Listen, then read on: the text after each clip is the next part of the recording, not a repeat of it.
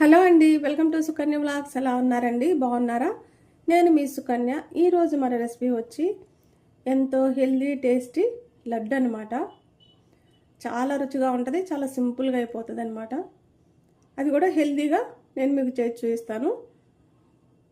పిల్లలకి చాలా బలం అనమాట. పిల్లలు ఏందండి, మనకు కూడా హెల్త్గా చాలా మంచిది. ఫస్ట్ టైం మన ఛానల్ ఎవరైనా చూస్తున్నట్టయితే సబ్స్క్రైబ్ చేసుకోండి ప్లీజ్.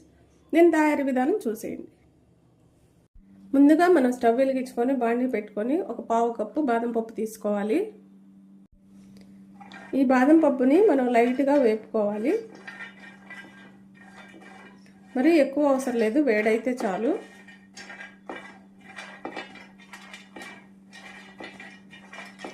ఒక నిమిషం మనం ఇలా కలిపేసుకొని తీసేసుకోవటమే.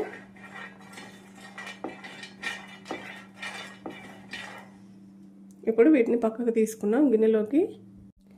ఇప్పుడు ఇదే బాండిలోకి 1/2 కప్పు పెసరపప్పు తీసుకోండి. ఈ పెసరపప్పు అనేవి మనం ఎక్కువ మంట మీద వేపకూడదు, తక్కువ మంట మీద పెట్టుకొని లో ఫ్లేమ్లో ఇలా వేపుకుంటూ ఉండాలి మంచి కలర్ వచ్చిందాకా. హైలో అయితే అస్సలు పెట్టకండి. కొంచెం కలర్ మారి మంచి స్మెల్ వచ్చేదాకా వీటిని మనం వేపుకుంటూ ఉండాలి. ఇప్పుడు కలర్ కొంచెం మారిపోయినాయి కదా, ఈ టైంలో మనం స్టవ్ కట్టేసుకొని ఒక ప్లేట్లోకి తీసుకోవాలన్నమాట. ఇంతే బాండీలో మాత్రం ఉంచకండి. బాదం పప్పు పెసరపప్పు రెండు కూడా చల్లగా అయిపోయినాయి. ఇప్పుడు వీటిని మిక్సీలోకి తీసుకుందాం. ఇవన్నీ కూడా మిక్సీలోకి తీసుకుందాం. ఒక 2 యాలకులు వేసుకోండి దీంట్లోకి.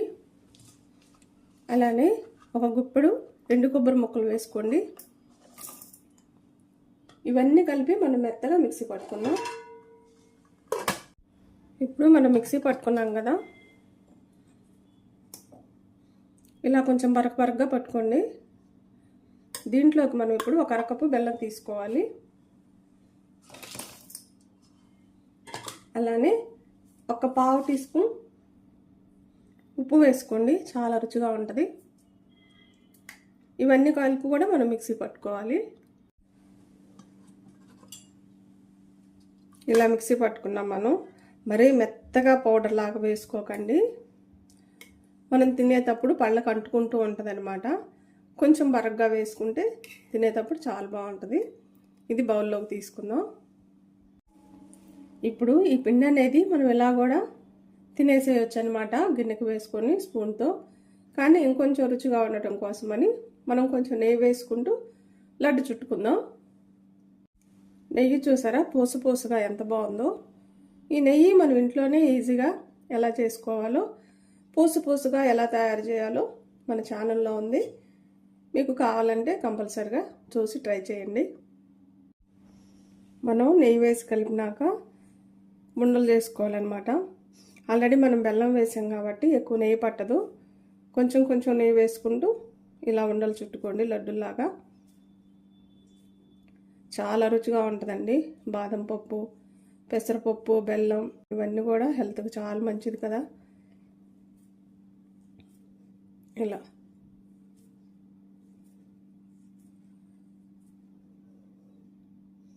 మనం పిండి అంతా కూడా ఇలా ఉండలుగా చుట్టుకుందాం. ఈ లడ్డులాగా చుట్టేసుకుందాం. మనం లడ్డులు చుట్టుకొని ప్లేట్లో కూడా తీసుకున్నాం. చాలా బాగుంటాయి అన్నమాట, చాలా రుచిగా ఉంటాయి.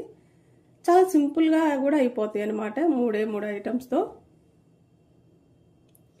పిల్లలకి చాలా మంచిదండి. మీరు కంపల్సరిగా ఇలా చేసి పెడుతూ ఉండండి.